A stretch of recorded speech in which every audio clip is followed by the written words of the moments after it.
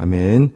오늘 우리 주신 말씀 사도행전 9장 19절 하반절부터 25절까지입니다.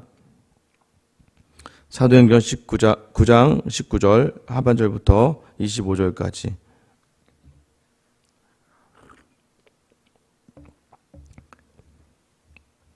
사도행전 9장 19절 하반절부터 25절까지입니다. 우리 같이 한 목소리 읽을게요.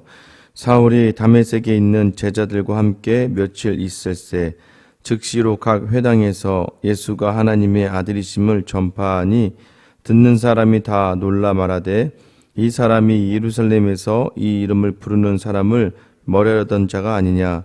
여기 온 것도 그들을 결박하여 대제사장들에게 끌어가고자 함이 아니냐 하더라. 사울은 힘을 더 얻어 예수를 그리스도라 증언하여 다메섹에 사는 유대인들을 당혹하게 하니라. 여러 날이 지나매 유대인들이 사울 죽이기를 공모하더니 그 계교가 사울에게 알려지니라. 그들이 그를 죽이려고 밤낮으로 성문까지 지키거늘 그의 제자들이 밤에 사울을 광주리에 담아 성벽에서 달아 내리느니라. 아멘. 사울은 굉장히 종교적 열심이 특심이 있었다고 제가 말씀드렸습니다. 그가 예수를 증거하는 자들을 잡으려고 200km나 멀리 떨어져 있는 다메섹까지 가서 그 예수 믿는 자들을 잡아올 생각, 또 그들을 핍박하고 박해할 생각을 하고 있었던 것이죠. 그러나 다메섹 길 위에서 그가 예수님을 만납니다. 예수님께서 빛으로 보이셨고 소리로 사울을 부르십니다. 우리가 그것을 통해서 알 수 있는 것은 무엇이에요? 하나님께서는 하나님을 대적하는 것 같은 그 사람조차도 하나님의 사람으로 불러내시는, 그러니까 복음이 확장을 되는데 지역적인 확장을 넘어서서 유대와 사마리아와 땅끝으로 넘어가는 지역적 확장을 넘어서서 이제는 누구예요? 사마리아 사람들, 그 다음에 아프리카에 사는 내시, 더 나아가서는 이제는 하나님을 대적하는 사울까지도 하나님이 하나님의 사람으로 부르시는 것이죠. 하나님이 부르시고자 작정하시면 불러주시는 거예요. 그래서 우리가 신앙생활할 때 가장 중요한 것은 하나님이 부르신 사람은 하나님의 뜻이 그 안에 담겨져 있기 때문에 함부로 그 사람들을 평가하거나 비판해서는 안 된다는 것을 이야기합니다. 왜냐하면 모두가 다 하나님 안에서 하나님을 통하여서 하나님의 나라를 확장해가는 도구로 사용되어지기 때문에 내가 만약에 그 사람에 대하여 해를 가할 경우에 하나님의 나라가 온전하게 회복되기가 굉장히 어렵겠죠.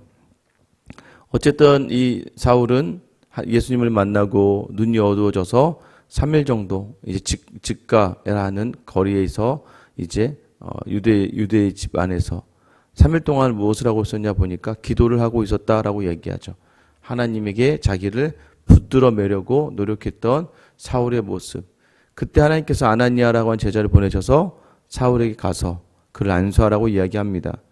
아나니아는 제자였어요. 그럼에도 사울의 그런 악행을 알고 있었기 때문에, 그럼에도 하나님께서 그를 내가 택한 그릇이고 이방인의 사도로 쓸 것이다 라고 하는 그 말씀을 붙들고 아나니아는 순종하며 사울에게 가서 안수하고 그의 눈을 밝게 띄워줍니다. 19절 말씀에 보면은 사울이 다메섹에 있는 제자들과 함께 며칠 있었다라고 이야기하죠. 그곳에서 먼저 주의 제자들과 함께하며 교제하게 되는 것입니다. 자신이 죽이려고 갔던 그 제자들과 함께 있는 것. 사울 입장에서야 자기의 눈을 뜨게 해주고 또 지금 자기가 예수님을 만났고 예수님 앞에 서게 되는 것이니까 당연하듯이, 그러니까 너무나 고맙게 느껴졌겠지만 거기 있는 주의 제자들은 사울과 그의 무리들을 통하여서 쫓겨났던 사람들이잖아요. 그들 때문에 멀리 도망쳐 왔던 사람들이잖아요.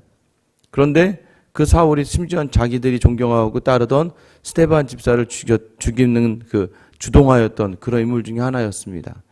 그럼에도 불구하고 그들은 그를 만나신 예수 그리스도를 인정하는 거예요. 사울만 본다면 어떻게 그 사람을 인정할 수 있겠습니까?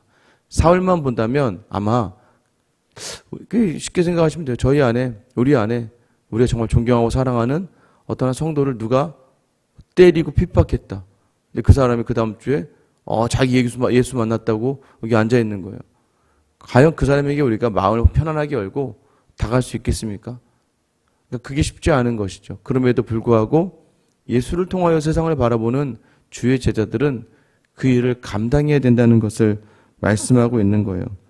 그래서 그들의 그런 노력 끝에 사울이 더욱더 담대해지죠. 어떻게 됩니까? 20절 즉시로 각 회당에서 예수가 하나님의 아들이심을 전파하니. 복음을 받고 교제의 기쁨을 누린 사람은요, 예수가 그리스도이심을 전할 수밖에 없습니다. 우리도 마찬가지예요. 복음을 받고 교회 안에 와서 교제의 기쁨을 누린 사람은요, 어디를 가든지 이 교회에 대하여 이야기할 수밖에 없습니다.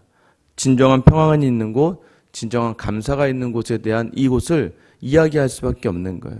우리가 되게 좋은 거, 즐거운 거, 재미있는 거 있으면 내가 가장 아끼는 사람에게 그것을 나누고 싶고 이야기하고 싶은 것처럼 이제 사울의 마음 가운데 하나님이 그 복음을 주시고 하나님 마음을 주시니까 이제는 회당에 찾아가 자신과 같이 유대의 율법에 묶여있던 자들에게 복음을 전하기 시작하는 거예요. 예수님이 하나님의 아들이다. 이것은 굉장히 신성 모독에 가까운 유대인의 입장에서는. 그래서 유대인들이 대부분이 예수님이 자신이 하나님의 아들이라고 이야기하는 것을 신성 모독으로 여기고 그를 죽이려고 작정하는 건 아니겠습니까? 그런데 우리는 알고 있어요. 사울과 같은 이러한 죄인 중에 괴수, 정말 기독교인들을 핍박하는 사람도 부르시는 하나님을 우리는 경험합니다. 많은 분들, 교회 나와보시면 조금 교회 생활 하시면 여기저기서 듣게 되는 이야기들이 뭐예요? 남편이 교회 나가는 걸 핍박하고 박해하고 때리고 그랬던 그 남편이 예수를 믿고 직분에 서고 또 더 나아가서 자신보다 더 열심을 다해 하나님을 섬기는 모습이 바로 그 분들에게 보여줬던 하나님의 복음의 능력이 되는 것이죠. 그러니까 이것이 바로 예수 그리스도, 그러니까 예수가 그리스도가 되고 하나님의 아들이 된다는 걸 보여주는 거예요. 21절에 보면 많은 사람들이 다 놀라게 됩니다. 듣는 사람이 다 놀라 말하되 이 사람이 예루살렘에서 이 이름을 부르는 사람을 멸하려던 자가 아니냐. 아니 원래는 예수 믿는 사람을 잡아오려고 했던 사람이 지금 그가 이 말씀을 전하는 것을 보고 너무나 놀랐습니다. 그런데 이런 말을 듣고 위축될 수 있지만 22절에 사울은 힘을 더 얻었어요. 예수를 그리스도다 증언하여 다메섹에 사는 유대인들을 당혹하게 했습니다. 원래는 다메섹에 사는 유대인들 도우러 온 거예요.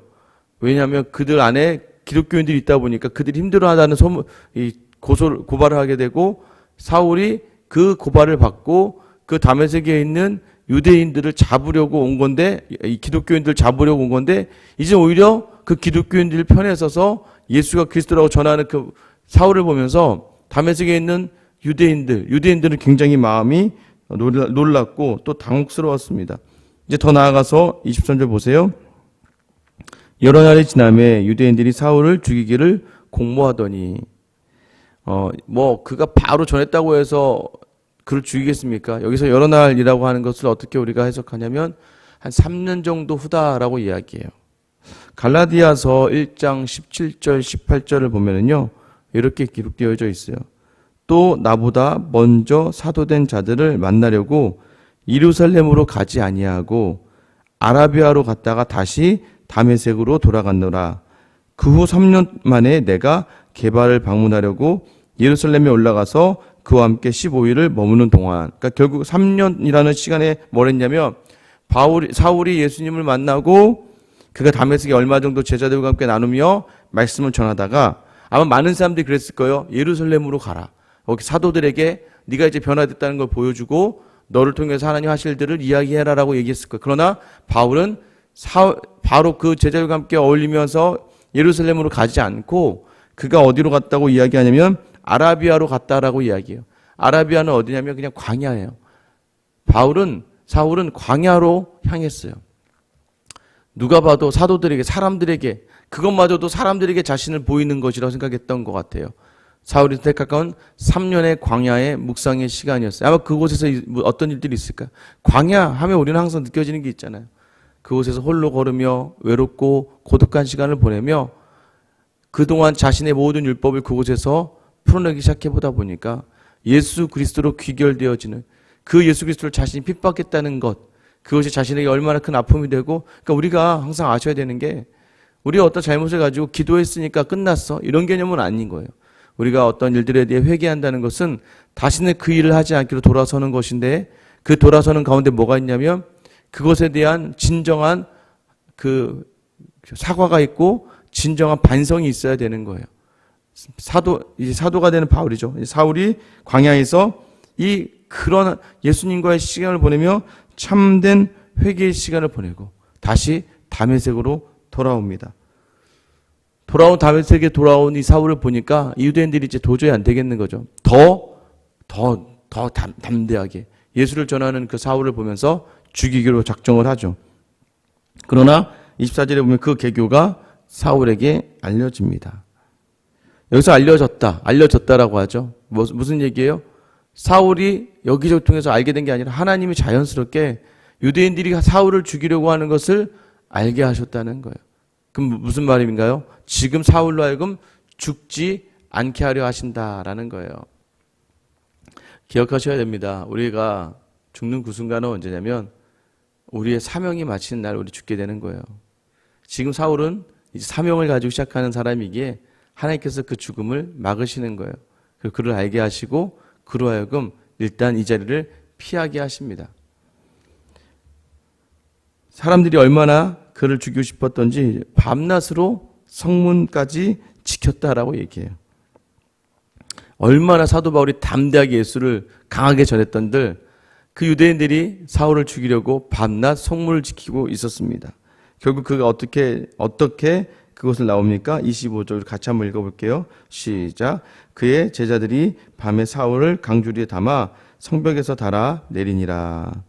사울이요 이제 결국 제자들의 도움을 받아서 그 사울 성벽에 달아 내려지는 광주에 당하면서 내려오고 있는 거예요. 여러분 생각해 보세요. 자신이 예수 믿는 자들을 죽이려고 했던 그 다메섹에서 자신이 그 예수를 영접하고 그 예수 때문에 성벽에 달아 광주에 달아 내려오는 그 느낌. 여러분 그것이 쉬울까요? 저는 만약에 그렇게 내려오면 이런 생각 가질 거예요. 내가 바리새인으로서 가말리아 문화생으로 베냐민 지파로 정통 유대인으로 지금 그는 예루살렘에서 엄청난 어떤 그 힘을 가지고 있던, 왜냐면 대제사장이 얘기를 해서 바로 잡아 죽일 정도로 그게 쉽겠습니까? 그 모든 세상의 것을 예수 그리스도 하나 때문에 다 내려놓으며 성벽의 광줄에 매달려 도망 나와야 되는 그러한 자리에 서게 되는 사울의 그 모습 속에서, 그럼에도 불구하고 사울은요 그것이 자신이 감당해야 될, 그리고 자신이 너무나 유익이 되는 자리로 생각했어요. 왜냐하면 성경을 보다 보면 이런 고난에 대하여 사울은 이 고난이 다 유익이다라고 이야기하고 이 고난이 전부 다 예수 그리스도의 길을 가는 나에게 주신 영광이다라고 이야기하는 거예요. 사울이 바울이 되는 과정, 여러분 그런 과정 속에 필요한 자리, 복음이 우리에게 들어온 이후부터 우리에게 필요한 자리는 어쩔 수 없이 고난입니다. 근데 고난인데 좀 세상과 달라요. 고난 당하면서 참는 게 아니라 고난 속에서 유익을 경험하고 고난 속에서 영광을 보며 고난 가운데 주시는 참 평강이 있는 놀라운 자리에 우리가 서게 되는 것이에요. 그래서 복음의 자리는 때로는 고난의 자리를 수반하기도 합니다. 그러나 그 고난의 끝을 보면 그 고난을 통해서 우리가 성숙하고 성장했다는 것을 알게 되는 거예요. 그렇지 않겠습니까? 그러니까 어떤 사람의 성도를 이해할 수 있다, 다른 사람 품을 수 있다는 건 뭐예요? 그 마음을 아니까. 그 마음을 안다는 건 뭐예요? 내가 경험해 봤으니까. 하나님이 그래서 여러분에게 고난을 주실 때는 그 고난에 반드시 이유가 있는 거예요. 왜냐하면 그 고난을 통하여 다른 하나님의 도구를 품게 하기 위해서, 다른 하나님의 도구 앞에서 자랑하지 못하게 하기 위해서, 다른 하나님의 도구 앞에서 그들을 이끌어내기 위하여 하나님이 우리에게 주시는 특별한 선물입니다. 그런데 이게 너무 힘들죠. 어렵죠. 감당하기 지치죠. 그래서 오늘 다메섹의 제자들이 이 사울과 함께 하였고 아나니아가 그를 도왔고 또 마지막 광주리를 내려올 때 사울 혼자 내려오는 것이 아니라 사울의 제자들이 그를 광주리에 달아 내리는 거예요. 이것은 무엇입니까? 고난 속에서도 하나님은 그 고난을 감당할 수 있는 동역자를 보내주세요. 하나님의 공동체는 결코 홀로 서는 공동체가 아니에요. 하나님은요 우리가 고난당할 즈음에 피할 길로 하나님의 사람을 또 보내주셔서 누군가의 말 한마디와 누군가 내미는 손이 그것으로 하여금 감당하게 하시는 거예요. 목회를 하다 보면 그럴 때가 있습니다. 가끔 지칠 때, 가끔 힘들 때, 그때 내가 이거 언제까지 이렇게 해야 되지 할 즈음에는 하나님은 참 놀라운 방법이에요. 문자나 뭐 카톡도 그렇지만 연락이 오거나 또는 대화 중에 또는 신방하는 중에 하나님은 오히려 그 자리가 나를 위한 자리로 그 사람을 통하여 저를 세워주실 때가 굉장히 많음을 경험할 때가 있습니다. 작은 말 한마디, 작은 선물 하나, 또 작은 덕담 하나가 오히려 큰 위로가 되고 힘이 되게 하셔서 그 고난을 유익으로 감당해내며 나아갈 수 있게 하시더라고요. 사랑하는 성도 여러분, 오늘 우리를 하나님이 그러한 자로 부르셨습니다. 여러분이 있는 고난을 통하여 하나님은 그 고난을 피할 길을 분명히 여러분 주변에 두셨어요. 그것을 찾아볼 수 있어야 돼요. 더 나아가서 내가 그러한 사람이 되어서 주변에 힘들고 어려운 자들에게 손을 내밀어 줄 수 있고 그들을 권면하고 위로할 수 있는 위로자가 되어야 됩니다. 그렇게 하나님이 주시는 하나님의 나라를 고난 속에서도 기쁨으로 세워갈 수 있게 하시는 거예요. 오늘 부디 여러분의 삶 가운데에서 성도에 주는 고난이 때로는 유익이다. 복음 때문에 유익이 되는 거예요. 그래서 여전히 우리의 모습, 죄인인 우리를 부르셨던 그 은혜를 기억하며 담대하게 고난을 이겨나가는 귀한 하루가 될 수 있기를 예수님의 이름으로 축원합니다.